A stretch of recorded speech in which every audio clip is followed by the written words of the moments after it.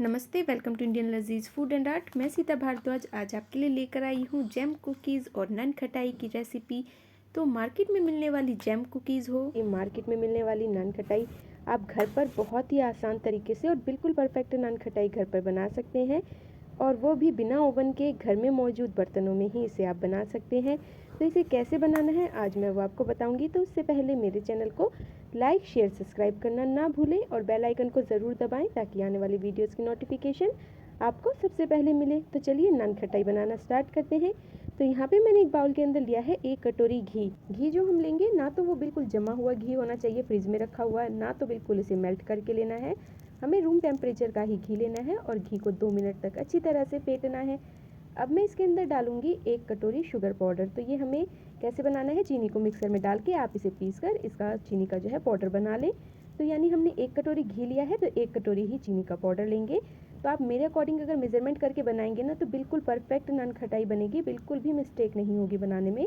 तो अब हम इसे अच्छी तरह से फेंटेंगे, 6 से 7 मिनट तक का समय लग जाता है इसे फेंटने में। तो आप इसे हैंड मिक्सर से भी फेंट सकते हैं और फेंटते फेंटते आप देखेंगे ना ये बिल्कुल इस तरह से क्रीम की तरह बन जाएगा। तो ऐसा ही हमें बनाना है इसे।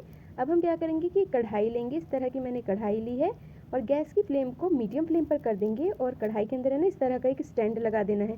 अगर आपके पास स्टैंड नहीं है तो आप स्टैंड की जगह कटोरी लगा सकते हैं और इसे ढककर 8 मिनट तक हमें गर्म होने के लिए रख देना है। जब तक कढ़ाई गर्म हो रही है, घी और चीनी को जो हमने फेंट के रखा था उसी बर्तन में मैं स्टेनर लगा दूंगी और 2 कटोरी में उसके अंदर डालूंगी मैदा की। और जितनी क्वांटिटी हम मैदा की लेंगे ना, जैसे कि हमने 2 कटोरी मैदा लिया है तो 2 चम्मच इस तरह के जो चम्मच हम घर में यूज़ करते हैं ना नॉर्मली, उसी चम्मच से 2 चम्मच मैं बेसन डाल दूंगी और 2 चम्मच मैं डालूंगी सूजी। तो सूजी आप ज़रूर डालें, सूजी से ना नन खटाई में बहुत ही अच्छी तरह से क्रिस्पीनेस आता है। और फिर मैं इसके अंदर 1 छोटी चम्मच डाल दूंगी बेकिंग पाउडर। बेकिंग पाउडर आप ज़रूर डालें, इससे जो नन खटाई है बिल्कुल परफेक्ट बन के तैयार होगी। अब हम इसे स्ट्रेनर से अच्छी तरह से छान लेंगे और क्या करेंगे, अब इसके अंदर डालेंगे हम इलायची पाउडर। तो मैंने आधी चम्मच इलायची पाउडर डाला है और 2 चुटकी मैं इसके अंदर डालूंगी नमक। नमक से आप ये मत सोचना कि है ना बिस्किट का फ्लेवर, जो नन खटाई हम बना रहे हैं इसका फ्लेवर बेकार हो जाएगा। ये मीठे का जो टेस्ट है ना नन खटाई में, उसको बिल्कुल बैलेंस करके रखेगा। आप मीठा खा के बोर नहीं होंगे, इसलिए हमने बस इसके अंदर 2 चुटकी नमक डाला है। अब इसे अच्छी तरह से हमें मिला लेना है। मिलाकर इसका एक डो बना के तैयार करना है। इसका आटा नहीं गूंदना, बस जो हमने जितना सामान इसके अंदर डाला है ना वो सारी चीज़ें डाल के इसे अच्छी तरह से बस मिलाना है। और देखिए इस तरह का डो बन के तैयार हो जाएगा। अगर आपको लगे कि डो बहुत ही ज़्यादा ड्राई हो रहा है तो आप इसके अंदर पानी बिल्कुल भी मत डालना, बस थोड़ा सा है ना आप घी और ऐड कर सकते हैं। पर अगर आप मेरी तरह मेजरमेंट करके बनाएंगे ना तो किसी भी चीज़ की कोई भी कमी नहीं होगी, परफेक्ट डो बन के तैयार होगा। अब इसमें से नींबू के आकार जितनी हमें लोई लेनी है और इसे अच्छी तरह से लोई बनाने के बाद उंगलियों से ना ऊपर से हल्का सा प्रेस करना है। इसको बिल्कुल हमें पतला नहीं बनाना।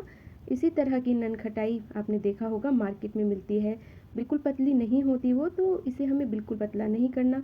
अब मैंने क्या करा है कि एक थाली ली है, इसके ऊपर फॉइल लगा दिया है और उसको मैंने घी से अच्छी तरह से ग्रीस कर दिया है और जो हमने लोई बनाई थी ना नन खटाई के लिए उसको मैंने इसके अंदर डाल दिया है। तो इसी तरह की मैं बाकी लोई भी बना के तैयार कर लूँगी। तो ये देखिए इस तरह की बिल्कुल परफेक्ट लोई बनानी है और ऊपर से बस उंगलियों से ना 2 से 3 बार इसे अच्छी तरह से बस हल्के हाथों से प्रेस करना है, ज़्यादा पतला नहीं करना, मैंने पहले भी आपको बताया है। और सारी नन खटाई की जो लोई हमने बनाई है इसे मैंने प्लेट में रख दिया है और इसके ऊपर चाकू से प्लस का निशान बना दिया। इससे देखने में ये बहुत ही ज़्यादा अच्छी लगती है। और फिर मैंने इसके ऊपर लगा दिया है बादाम। तो आपको जो भी ड्राई फ्रूट्स पसंद है ना वो लगा सकते हैं। और जब आप नन खटाई को बेक करने के लिए रखें प्लेट के अंदर तो इसको गैप पर रखें, क्योंकि जब ये बेक होगी तो ये फूलने के बाद ये इसका साइज़ है ना आप देखेंगे दुगना हो जाएगा, तो इसलिए थोड़ा इसे गैप पर रखें। तो ये देखिए नन खटाई की कितनी परफेक्ट लोई बनकर, और ये बहुत ही ज़्यादा टेस्टी नन खटाई अभी से ही लग रही है देखने में, तो ये बनकर तैयार हो गई है। अब हम इसे कढ़ाई के अंदर डाल देंगे बेक करने के लिए। तो इसे अब हम कढ़ाई के अंदर रख देंगे और गैस की फ्लेम को मीडियम फ्लेम पर ही रखना है और इसे ढककर 15 से 20 मिनट तक बेक करना है। वैसे 15 मिनट में बिल्कुल परफेक्ट नन खटाई बनकर तैयार हो जाती है, पर सबकी गैस अलग होती है, गैस की फ्लेम अलग होती है, कढ़ाई अलग होता है, तो इसलिए मैंने 15 से 20 मिनट तक का समय बोला है। तो जब तक वो नन खटाई बेक हो रही है हम बाकी बनाकर तैयार करेंगे। तो इसी तरह के मैंने पेड़े बनाए हैं जैसे मैंने पहले बनाए थे, और इसको उंगलियों से ना ऊपर से हल्का सा प्रेस करना है 2 से 3 बार। और फिर मैंने इसी तरह से सारी नन खटाई के जो पेड़े हैं बनाकर तैयार कर लिए और इस पर प्लस का निशान लगा दिया है। अब क्या करेंगे कि इसके ऊपर मैं लगाऊंगी पिस्ता। पहले मैंने बादाम लगाया था, अब मैं इसके ऊपर पिस्ता लगाऊंगी। तो दोनों तरह की ननखटाई आज हम बनाएंगे और ये देखने में बहुत ही ज़्यादा अच्छा लग रहा है। तो इसी तरह से सारे पेड़े बनाकर मैंने तैयार कर लिए हैं और 15 मिनट भी हो गए हैं। तो एक बार चलिए ननखटाई जो हमने बेक होने के लिए रखी थी इसे चेक कर लेते हैं। तो ये देखिए, आप इसका साइज़ देखेंगे दुगना हो गया है और बिल्कुल परफेक्ट ननखटाई बनकर तैयार हुई है। साइड से आप कलर देखेंगे ना, बिल्कुल परफेक्ट आया है। तो इसी तरह की ननखटाई बनाकर तैयार करनी है। तो अभी ये बहुत ही ज़्यादा गर्म है, तो इसे केयरफुली कढ़ाई में से निकालें और इसी प्लेट में इसे 5 से 10 मिनट तक रहने दें, क्योंकि अगर आप गरम गरम ननखटाई निकालेंगे ना तो ये टूट सकती है, क्योंकि गरम गरम में ये सॉफ्ट होती है। जब ये थोड़ा ठंडा हो जाएगा ना तो ये बहुत ही ज़्यादा क्रिस्पी बन जाएगा। तो अब ये ठंडा होने के बाद मैंने इसे प्लेट में निकाल लिया है।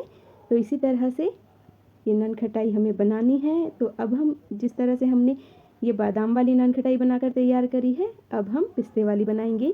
तो ये जो फॉइल वाली प्लेट है इसी के अंदर मैं बाकी पेड़े भी इसी तरह से डाल दूंगी और गैप पर डालें, क्योंकि आपने देखा भी कि ये फूलने के बाद इसका साइज़ आप देखेंगे ना, बेक होने के बाद दुगना हो गया है। तो अब हम इसे भी कढ़ाई के अंदर डाल देंगे और गैस की फ्लेम को मीडियम फ्लेम पर ही रखना है और ढककर इसे भी 15 से 20 मिनट तक बेक करना है। तो आप इसी तरह से ननखटाई बनाएं।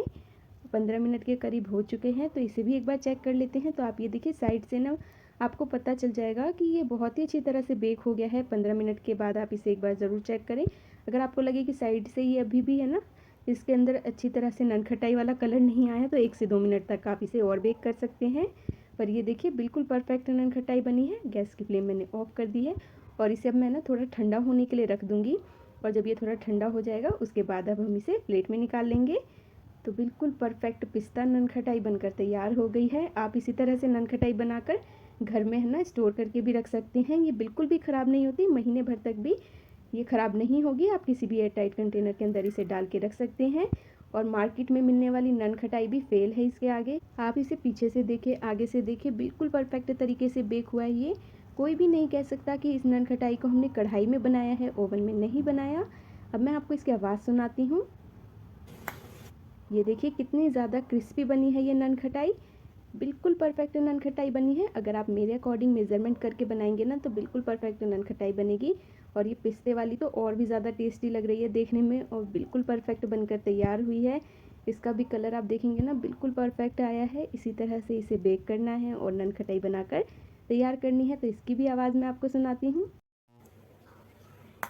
तो आपने देखा कितनी ज़्यादा क्रिस्पी ननखटाई हमने घर पर बनाकर तैयार करी है। और सबसे अच्छी बात यह है कि आप इसे बनाकर लंबे समय तक स्टोर करके रख सकते हैं। और ऐसी ननखटाई मार्केट में अगर आप लेने जाएंगे तो वो बहुत ही ज़्यादा महंगी मिलती है।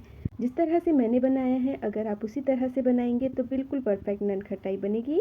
तो आप भी इसे बनाएं। अब नेक्स्ट मैं आपके लिए लेकर आई हूँ जैम कुकीज़। बच्चे हो या बड़े, सबको बहुत ही ज़्यादा पसंद आती है ये। ख़ास तौर पे बच्चों की तो फेवरेट है ये। तो आज हम इसे घर पर बनाएंगे, वो भी बिना ओवन के, कढ़ाई में बनाएंगे और बहुत ही कम इंग्रेडिएंट से बनाएंगे। तो चलिए टेस्टी सी जैम कुकीज़ बनाना स्टार्ट करते हैं। तो जैम कुकीज़ बनाने के लिए मैंने यहाँ पर एक बाउल लिया है और इसके अंदर मैं डाल दूँगी हाफ कटोरी घी। तो आप कोई भी कटोरी या कप है ना सेट कर ले मेज़रमेंट के लिए, उससे आप मेज़रमेंट करें, बिल्कुल परफेक्ट मेज़रमेंट होगा। घी को हमें बिल्कुल जमा हुआ या फिर बिल्कुल गरम नहीं लेना, रूम टेम्परेचर का घी लेना है। और हाफ कटोरी ही मैंने इसके अंदर डाल दिया है पिसी हुई चीनी। तो चीनी को मिक्सर में डाल के पीस कर उसका पाउडर बना लें और फिर इसे ना मैं अच्छी तरह से फेंटना है। फेंटते फेंटते आप देखेंगे ना ये बिल्कुल क्रीम की तरह हो जाएगा, तब तक ही हमें इसे फेंटना है। अब मैं इसके अंदर है ना एक स्ट्रेनर लगा दूंगी और इसके अंदर डाल दूंगी 1 कटोरी मैदा। तो क्वांटिटी जो है, हमने घी और है ना चीनी की क्वांटिटी हाफ कटोरी ली है और उसकी दुगनी क्वांटिटी यानी 1 कटोरी हमें मैदा की लेनी है। और 1 चम्मच मैं इसके अंदर डाल दूंगी सूजी और 1 चम्मच ही डाल दूंगी मैं इसके अंदर बेसन।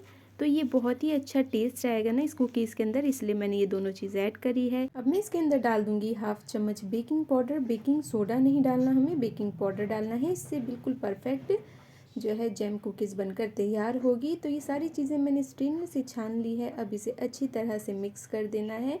इसमें ना तो हमें पानी डालना है और ना ही दूध डालना है।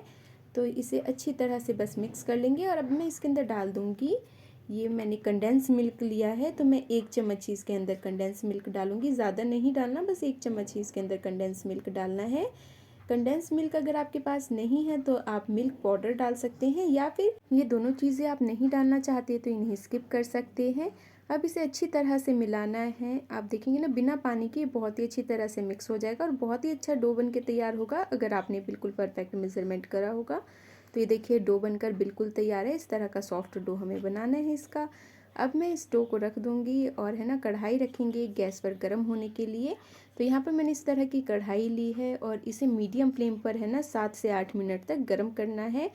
तो इस तरह का मैंने बीच में एक स्टैंड लगा दिया है और गैस की फ्लेम को मीडियम फ्लेम पर कर दिया है। अब मैं इसे ढककर 7 से 8 मिनट तक गर्म होने के लिए रख दूँगी। तो चलिए अब हमें ना कुकीज़ बनाने के लिए बाकी की तैयारी करते हैं। तो एक प्लेट लेना है और प्लेट पे ना अच्छी तरह से उसे ना इस तरह से फॉइल से कवर कर देना है। तो प्लेट को अच्छी तरह से फॉइल से कवर करने के बाद इसके ऊपर घी लगा देना है, यानी घी से ना इसे अच्छी तरह से ग्रीस कर देंगे ताकि जब हम इसमें कुकीज़ के लिए डो रखें ना तो वो बेक होने के बाद इसके अंदर चिपके नहीं। तो इसलिए ना इसके ऊपर अच्छी तरह से इसे घी से ग्रीस कर देना है। अब मैं डो ले लूँगी। तो इसमें से हमें बॉल्स बना लेनी है। जितनी बड़ी आपको कुकीज़ बनानी है ना उतना बड़ा आप डो ले लें। तो मैंने यहाँ पर एक नींबू से थोड़ा है ना छोटा डो लिया है और उसे अच्छी तरह से गोल करने के बाद ना उसे उंगलियों से हल्का सा प्रेस करना है ताकि वो एक कुकीज़ की शेप में आ जाए और बीच में उसकी उंगली से स्पेस बनाना है। तो ये स्पेस मैंने क्यों बनाया है ये मैं आपको बाद में बताऊंगी। तो इसी तरह से दूसरी कुकीज़ भी बना के तैयार कर लेंगे। तो एक मैं बॉल बनाऊंगी और इसे भी अच्छी तरह से बॉल बनाने के बाद उंगलियों से इसे हल्के हाथों से इस तरह से प्रेस करूंगी ताकि एक परफेक्ट कुकीज़ की शेप आ जाए और बीच में इसके भी एक स्पेस बना दूंगी। तो इसी तरह से मैंने सारी कुकीज़ को बना के तैयार कर लिया है। इसे हमें थोड़ा गैप पर रखना है। अगर आप पास पास रखेंगे ना तो ये अच्छी तरह से बेक नहीं होगा, क्योंकि ये बेक होने के बाद इसका साइज़ डबल हो जाएगा, इसलिए थोड़ा गैप पर ही इसे रखना है। अब मैं इसे कढ़ाई के अंदर डाल दूँगी। कढ़ाई एक तरह से अभी हमारी ओवन बन चुकी है, ये बहुत ही अच्छी तरह से प्री हीट हो चुकी है। तो अब मैं इसे ढककर 15 मिनट के लिए मीडियम फ्लेम पर है ना इसे बेक करूँगी। तो बीच में है ना आप इसे 1 से 2 बार चेक कर सकते हैं। तो ये देखिए 15 मिनट के बाद बिल्कुल परफेक्ट कुकीज़ है ना बनकर तैयार हो गई है। आप ये देखेंगे ना इसके साइड से बहुत ही अच्छा कलर आया है। बिल्कुल 15 मिनट है ना परफेक्ट टाइम है। अगर आपको बीच में चेक नहीं भी करना तो 15 मिनट के बाद आप गैस की फ्लेम ऑफ कर दें। तो मैंने गैस की फ्लेम ऑफ कर दी है और जो मैंने बीच में स्पेस बनाया था ना उसके अंदर डाल देना है अपनी पसंद का फेवरेट वाला जैम। तो मैंने यहाँ पर मिक्स फ्रूट जैम डाला है। तो अभी मैंने ना इसे कढ़ाई में ही रहने दिया है, कढ़ाई में से अभी नहीं निकालना। कढ़ाई अभी अच्छी तरह से गर्म है तो अभी मैं इसे ढककर रख दूँगी जब तक कढ़ाई ठंडी नहीं हो जाती। तो इसी के अंदर मैं इसे ढक के रख दूँगी। इससे है ना जैम जलेगा भी नहीं और बहुत ही अच्छी तरह से बेक हो जाएगा। तो ये देखिए मैंने इसे है ना 2 मिनट तक रख दिया था। तो 2 मिनट के बाद आप देखेंगे ना बिल्कुल परफेक्ट जैम कुकीज़ घर पर बनकर तैयार हो जाएगी।